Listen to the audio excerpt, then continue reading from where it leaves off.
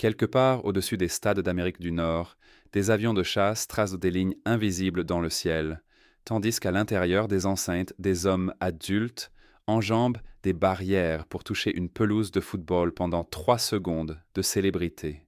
Bienvenue au 21e jour de la Coupe du Monde 2026, un tournoi qui est devenu autant une affaire de politique, de sécurité et de pouvoir qu'une histoire de but et de gloire. Aujourd'hui, nous suivons 3 rencontres des 16e de finale. L'Angleterre face à la République démocratique du Congo, la Belgique contre le Sénégal et les États-Unis contre la Bosnie-Herzégovine. Mais avant d'entrer dans le football, il faut remonter à la nuit précédente. Car ce qui s'est passé hors du terrain s'est révélé aussi dramatique que tout ce qui s'est joué dessus. Lors de la 20e journée, le Mexique a accompli quelque chose qu'il n'avait plus réussi depuis 4 décennies. Gagner un match à élimination directe en Coupe du Monde. Les Aztèques ont battu l'Équateur sur le score confortable de 2-0 et validé leur billet pour les 8e de finale. En temps normal, cela aurait été une fête totale. Au lieu de cela, les rues de Mexico ont basculé dans la tragédie. La célébration a dégénéré et, au lever du soleil, 3 personnes avaient perdu la vie dans le chaos des festivités. C'est un rappel sinistre pour les pays hôtes. Une victoire en Coupe du Monde pèse bien plus lourd que 90 minutes sur un terrain. Au moment où ces célébrations devenaient meurtrières, les supporters mexicains ne savaient même pas encore qui serait leur prochain adversaire. La réponse était encore en train de s'écrire sur une autre pelouse, dans le match entre l'Angleterre et la République démocratique du Congo. L'Angleterre abordait cette rencontre en nette favorite. Elle avait terminé en tête de son groupe avec 7 points, traversant les premiers tours avec le sang-froid attendu d'une nation qui vise le titre mondial. Le Congo, lui, découvrait pour la première fois ce stade d'une Coupe du Monde, après avoir fini 3e de son groupe avec seulement 4 points et s'être glissé parmi les meilleurs 3e. Personne n'attendait un feu d'artifice de la part des outsiders. Et pourtant, devant une foule stupéfaite, les débutants sont passés tout près de signer l'un des grands coups de tonnerre mondialistes de la décennie. Il a fallu moins de 90 secondes au Congo pour annoncer la couleur. Un centre dans la surface a dépassé sa cible initiale avant de retomber vers Brian Keepenge, seul au marquage, qu'il a envoyé dans le coin sans la moindre hésitation. Le gardien anglais n'a rien pu faire. Le Congo menait 1-0 et, soudain, toute la pression reposait sur les épaules de son propre gardien, Lionel Mpassi, chargé de préserver cet avantage face à l'un des poids lourds du tournoi. S'il parvenait à garder sa cage inviolée, le Congo se qualifierait de manière sensationnelle. Mais il restait encore une énorme quantité de football à jouer. L'Angleterre a vite réagi en projetant davantage de joueurs vers l'avant, même si sa première vraie occasion n'est arrivée qu'à la 29e minute, lorsqu'une tête de Jude Bellingham a forcé une belle parade. 6 minutes plus tard, le ballon est revenu vers un attaquant libre dans la surface, mais un défenseur congolais l'a dégagé sur la ligne, avec les genoux au tout dernier instant. Le Congo a presque puni ce raté dans la foulée, en se projetant vers l'avant et en déclenchant une frappe qui a touché le poteau avant de filer dehors d'un rien. Si ce ballon était entré, le 2-0 aurait rapproché l'exploit de la réalité. Le capitaine anglais, Harry Kane, a eu 2 demi-occasions avant la pause, dont une situation de pénalty que l'arbitre a écartée malgré un contact qui semblait évident dans la surface. La première période s'est achevée avec les outsiders toujours devant, un but à 0 et une tension dans le stade que l'on aurait presque pu couper au couteau. La seconde période a démarré lentement pour l'Angleterre, qui a encore manqué plusieurs occasions avant que Thomas Tuchel ne perde finalement patience et ne se tourne vers son banc. Le changement qui a tout transformé s'appelait Anthony Gordon, directement impliqué dans les 2 buts anglais. À la 75e minute, Gordon a délicatement piqué un ballon vers le second poteau, où Kane s'est élevé pour marquer de la tête et égaliser à 1-1. Un peu plus de 10 minutes plus tard, après un arrêt du gardien congolais, Gordon a récupéré le ballon qui traînait, effacé 2 défenseurs et glissé une passe à Kane, dont la finition froide a trouvé le premier poteau. 2-1, l'Angleterre passait devant pour la première fois de tout le match. C'était le 5e but de Kane dans le tournoi, ce qui le plaçait à hauteur d'Erling Haaland dans la course aux souliers d'or, seuls Kylian Mbappé et Lionel Messi restant devant lui au classement. Dans les dernières secondes, le Congo a failli arracher la prolongation sur un coup franc lointain passé juste au-dessus de la barre. L'Angleterre a survécu, s'est imposé 2-1 et s'est offert un 8e de finale brûlant face au Mexique, cette même équipe dont les supporters pleuraient encore leur propre nuit de tragédie.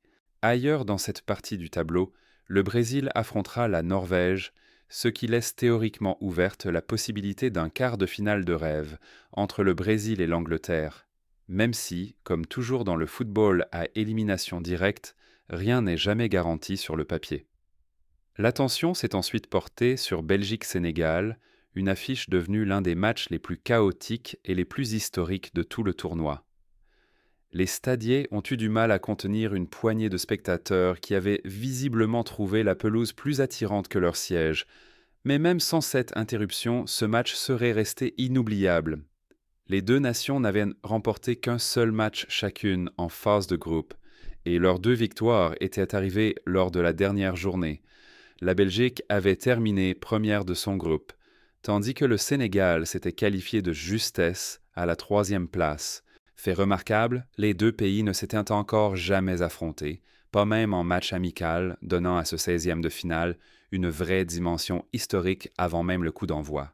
Le Sénégal est parti pied au plancher. À la 13e minute, le gardien belge Thibaut Courtois est sorti sur un centre qu'il n'a pas réussi à capter, et la tentative d'Ismaïl Assar a violemment heurté le poteau. 10 minutes plus tard, la même séquence s'est presque reproduite. Un autre centre venu de la gauche, une autre tête de Sarr, une autre frappe sur le montant. Cette fois pourtant, Habib Diarra a jailli sur le rebond pour donner l'avantage au Sénégal. La Belgique a peiné à trouver le moindre rythme en première période, ne produisant qu'un seul tir facilement capté par le gardien sénégalais. À la pause, le Sénégal menait 1-0 contre la Belgique. Pendant tout ce temps, Romelu Lukaku attendait sur le banc belge, lui qui avait déjà marqué plusieurs fois en entrant en seconde période pendant la phase de groupe. Son sélectionneur l'a lancé à la mi-temps et presque aussitôt, le désastre a frappé dans l'autre sens. 6 minutes seulement après la reprise, Sarr a reçu une longue passe venue de son propre camp, a résisté à 2 défenseurs par sa seule puissance physique et a envoyé une frappe si violente dans le filet qu'elle a presque semblé vouloir le déchirer. Le Sénégal menait désormais 2-0, et les espoirs belges dans ce mondial ne tenaient rien plus qu'à un fil. En réponse, le sélectionneur Rudi Garcia a pris 2 risques immenses en sortant à la fois Jérémy Doku et Kevin De Bruyne. Si le pari avait échoué, les critiques auraient démoli cette décision et le poste de Garcia aurait pu être menacé. Au lieu de cela, le coup a fonctionné, même si la Belgique a dû attendre la 86e minute pour être récompensée, lorsque Lukaku a repris de première intention un centre rasant pour réduire l'écart à 2-1. Puis, dans la dernière minute du temps réglementaire, une tête du capitaine Youri Tielemans sur un centre dévié a égalisé à 2-2, envoyant le match en prolongation alors que la Belgique semblait soudain l'équipe la plus forte avant les 30 minutes supplémentaires. Aucune des 2 équipes n'a trouvé l'ouverture tandis que le temps s'égrenait et le match semblait promis au tir au but, un scénario qui avait déjà piégé 2 poids lourds européens dans ce tournoi, l'Allemagne et les Pays-Bas ayant tous 2 perdu leur séance lors des tours précédents. Mais la Belgique a échappé à ce destin de la manière la plus dramatique imaginable. À la 116e minute, un centre dans la surface a provoqué un choc, et même si le ballon a poursuivi sa course jusqu'à un attaquant belge, dont la frappe a heurté la barre transversale, les ralentis ont montré que Tielemans avait été victime d'une faute dans la construction de l'action. L'arbitre hondurien a revu les images et pris la décision courageuse d'accorder un pénalty dans les dernières secondes de la prolongation. Le chronomètre indiquait 124 minutes et 43 secondes lorsque Tielemans s'était lancé, a pris le gardien à contre-pied et a expédié le ballon dans la lucarne. 3-2, la Belgique en 8e Et le penalty de Tielemans est immédiatement devenu le but le plus tardif jamais inscrit dans l'histoire de la Coupe du Monde. C'était, sans exagération, une fin à couper le souffle pour une rencontre véritablement historique. Ce même jour, un dispositif de sécurité d'une ampleur considérable planait discrètement en arrière-plan de chaque match, un détail qui en dit long sur le climat politique entourant ce tournoi. Plus de 400 agents secrets des forces de l'ordre travaillant avec les autorités fédérales et des prestataires privés pour protéger les stades, les fan zones et les hôtels des équipes dans les 11 villes hautes des États-Unis, ce qui en fait l'une des plus vastes opérations de sécurité jamais réunies pour un événement sportif mondial. Au-dessus des stades eux-mêmes, des avions de chasse patrouillent le ciel dans le cadre d'une opération conjointe de défense aérienne, prêts à intercepter tout appareil qui pénétrerait dans l'espace aérien restreint pendant les matchs. L'image est saisissante, une technologie furtive de pointe et des appareils armés au-dessus des enceintes, pendant qu'en bas, sur la pelouse, des agents de sécurité poursuivent des supporters qui ont franchi une barrière pour quelques secondes de gloire virale. Plusieurs invasions de terrain ont déjà fait les gros titres dans ce tournoi, depuis une tentative ratée lors de la victoire inaugurale des États-Unis contre le Paraguay jusqu'aux 3 intrus qui ont interrompu le thriller Belgique-Sénégal. Un récit non confirmé circulant en ligne a suggéré que l'une des personnes impliquées dans une intrusion pourrait être une personnalité des réseaux sociaux qui aurait montré son billet sur Instagram quelques heures avant le match. Mais cette affirmation reste une spéculation non vérifiée et non un fait établi. Les sous-entendus politiques de cette Coupe du Monde dépassent largement la sécurité des stades. Des déclarations financières publiées cette semaine ont révélé que le président de la FIFA, Gianni Infantino, avait offert au président Trump 10 billets pour la finale de la Coupe du Monde des clubs de l'an dernier, d'une valeur d'environ 15 000 $, ajoutant un nouvel élément à une liste grandissante de cadeaux mentionnés dans la déclaration annuelle du président. Cette relation suscite un nouvel examen de la part de parlementaires européens, dont certains ont déposé des plaintes formelles pour questionner la proximité entre la direction de la FIFA et l'administration actuelle, un fil narratif qui projette une ombre croissante sur le tournoi alors même qu'il captive des centaines de millions de spectateurs dans le monde. Reste à voir si cette controverse pèsera ou non sur la suite de l'organisation, mais elle souligne à quel point les Coupes du Monde modernes sont désormais imbriquées dans la politique mondiale, l'argent du sponsoring et les enjeux d'image diplomatique. Retour au terrain. Le dernier match de la journée opposait les États-Unis à la Bosnie-Herzégovine avec un enjeu considérable. Les 2 autres pays co-organisateurs, le Canada et le Mexique, avaient déjà assuré leur place en 8e de finale, ce qui plaçait toute la pression sur les Américains. Les États-Unis avaient pour remporter leur groupe en terminant devant tout le monde, tandis que la Bosnie s'était qualifiée parmi les meilleurs 3e. Fait notable, les 2 victoires américaines dans ce tournoi avaient suivi le même scénario. Une première période forte et maîtrisée, puis une seconde plus prudente et défensive. Ce match contre la Bosnie a repris exactement le même schéma. L'attaquant folarin Balogun a été la principale menace offensive de la première période. À la 15e minute, il a manqué de peu de reprendre un centre rasant qui traversait la surface. 3 minutes plus tard, il est tombé dans la surface après un contact avec un défenseur, mais l'arbitre a écarté les appels au penalty, jugeant le contact insuffisant. Balogun a bien trouvé le chemin des filets à la 30e minute, mais son but a été refusé pour hors-jeu. 15 minutes plus tard, il n'était toutefois plus en position illicite lorsqu'une passe qui fendait la défense l'a trouvé après 2 déviations favorables et il a décoché une frappe du gauche pour offrir aux États-Unis l'avantage 1-0 à la pause. Ce n'était pas une marge écrasante, mais c'était assez pour travailler.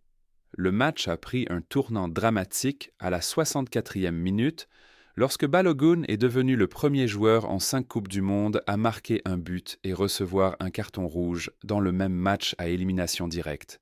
Dans un duel au milieu de terrain, il a écrasé par derrière le pied d'un adversaire et, après assistance vidéo, l'arbitre lui a montré un carton rouge direct. Fait intéressant, un incident presque identique impliquant Lionel Messi plus tôt dans le tournoi n'avait donné lieu à aucun carton, une différence qui a nourri de nombreux débats chez les supporters et les consultants sur la cohérence de l'arbitrage. Avant Balogun, le dernier joueur à avoir marqué puis été expulsé dans un même match à élimination directe de Coupe du Monde était Zinedine Zidane, lors de la finale 2006 contre l'Italie, plaçant le nom de Balogun aux côtés de l'un des moments les plus iconiques, quoique tristement célèbres, du football. La Bosnie a joué plus d'une demi-heure en supériorité numérique, sans parvenir à trouver la faille dans la défense américaine. Ce sont même les États-Unis qui ont frappé de nouveau, à la 82e minute, lorsque Malik Tillman a enroulé un coup franc dans la lucarne, le gardien touchant légèrement le ballon sans pouvoir le sortir. Le match s'est terminé sur une victoire 2-0 des États-Unis, envoyant les trois pays co-organisateurs en huitième de finale et préparant un duel entre les Américains et la Belgique au tour suivant, que Balogun manquera désormais pour suspension. Depuis ce match, le tournoi a rapidement déroulé les dernières affiches des 16e de finale et les résultats ont redessiné tout le tableau à l'approche de la phase suivante. L'Espagne a démantelé l'Autriche sur le score de 3-0, filant en huitième sans grande résistance. Le Portugal a survécu à un combat tendu contre la Croatie, l'emportant finalement 2-1 dans un match longtemps resté indécis avant que la qualité portugaise ne fasse la différence en fin de rencontre. La Suisse a également avancé sans trembler en battant l'Algérie 2-0 pour conclure une journée globalement tranquille pour le contingent européen, à l'opposé du chaos du classique Belgique-Sénégal 2 jours plus tôt. Avec ces résultats validés, le tableau des huitièmes de finale est désormais complet. Le Canada, co-organisateur, affrontera le Maroc, qui a survécu à une séance de tirs au but spectaculaire contre les Pays-Bas après un nul 1-1. Le Paraguay, qui vient d'éliminer l'Allemagne aux tirs au but dans l'une des plus grandes surprises du tournoi jusqu'ici, retrouvera la France, passée sans difficulté contre la Suède sur le score de 3-0. Le Brésil, vainqueur du Japon grâce à un but tardif, défiera la Norvège, qui a éliminé la Côte d'Ivoire. Le Mexique renouera avec sa rivalité toute récente face à l'Angleterre, dans une rencontre qui promet d'être chargée d'émotions, compte tenu des circonstances tragiques entourant sa qualification. L'Espagne et le Portugal, deux des équipes les plus en forme du tournoi, se retrouveront dans un choc ibérique de très haut niveau. Et les États-Unis affronteront la Belgique dans une opposition de style entre l'approche en contre-attaque du pays hôte et la nouvelle résistance belge sous pression. Il reste encore, lors de cette même journée, quelques rencontres des 16e de finale à disputer. L'Australie affronte l'Égypte, tandis que l'Argentine, championne en titre, joue le Cap-Vert dans ce qui devrait être une simple formalité pour l'équipe de Lionel Messi, sauf surprise du genre de celle que le Congo et le Paraguay ont déjà offerte dans ce tournoi. Tôt le lendemain matin, la Colombie affrontera le Ghana pour déterminer la dernière équipe qualifiée dans le tableau à élimination directe. Étant donné que ce mondial a déjà produit des buts victorieux records dans les toutes dernières minutes, des surprises improbables et des cartons rouges controversés, personne ne devrait croire quoi que ce soit acquis avant le coup de sifflet final. Au-delà des résultats eux-mêmes, cette Coupe du Monde continue d'occuper un carrefour inhabituel entre sport et politique. Les analystes qui couvrent le tournoi ont relevé que l'ampleur du dispositif de sécurité, des patrouilles de chasseurs au déploiement de centaines d'agences des forces de l'ordre, reflètent des inquiétudes accrues dans un climat géopolitique où les grands rassemblements internationaux sont de plus en plus soumis à l'examen public et, parfois, à de véritables préoccupations sécuritaires. Dans le même temps, les questions autour de la relation entre la FIFA et la Maison-Blanche, nourries par des cadeaux et des invitations déclarées, ont ajouté une couche d'intrigue politique qui accompagne rarement un tournoi de football de cette ampleur.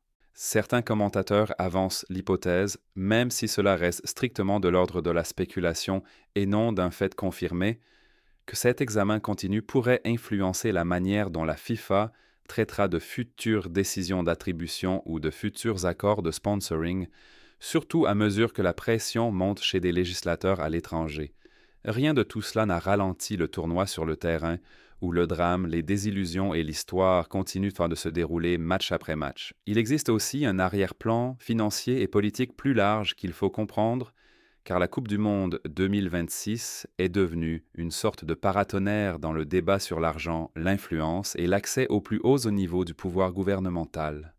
La déclaration apparue cette semaine n'est pas la première fois que la relation entre Infantino et le président en exercice attire l'attention. Des journalistes ont souligné qu'Infantino avait participé à plusieurs événements très exposés à la Maison-Blanche pendant la préparation du tournoi, alimentant l'idée que la direction de la FIFA aurait activement cherché à entretenir de bonnes relations avec l'administration actuelle avant ce qui est, à de nombreux égards, la Coupe du Monde la plus importante commercialement de l'histoire du tournoi, puisqu'elle se déroule dans 3 pays et adopte pour la toute première fois un format élargi à 48 équipes. Des critiques au Parlement européen auraient soulevé des questions sur le fait de savoir si cette proximité franchit certaines limites éthiques, même si la FIFA affirme publiquement que toutes les interactions respectent ses propres normes de gouvernance. Il faut rappeler qu'une grande partie de cette affaire reste contestée, la FIFA rejetant les accusations d'influence indue. Les spectateurs devraient donc considérer la dimension politique comme une histoire en cours d'évolution et non comme un scandale déjà établi. Sur le plan sportif, le format élargi lui-même a déjà modifié la manière dont ce tournoi se déroule par rapport aux éditions précédentes.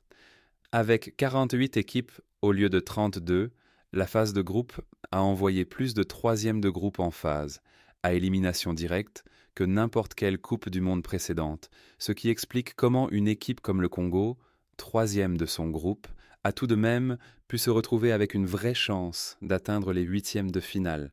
Ce changement structurel a aussi signifié davantage de matchs au total, plus de revenus pour la FIFA et, selon certains consultants, une phase de groupe légèrement diluée en échange d'un tableau final qui a, jusqu'ici, offert un nombre inhabituellement élevé de fins dramatiques, de séances de tir au but et de buts tardifs. Reste à savoir si ce compromis semblera justifié aux yeux des supporters de longue date, et le débat durera probablement bien après la fin du tournoi. Mais du strict point de vue du spectacle, les 16e de finale, à eux seuls, ont déjà produit 2 des buts les plus tardifs de l'histoire de la Coupe du Monde et plusieurs éliminations aux tirs au but de puissance traditionnelle.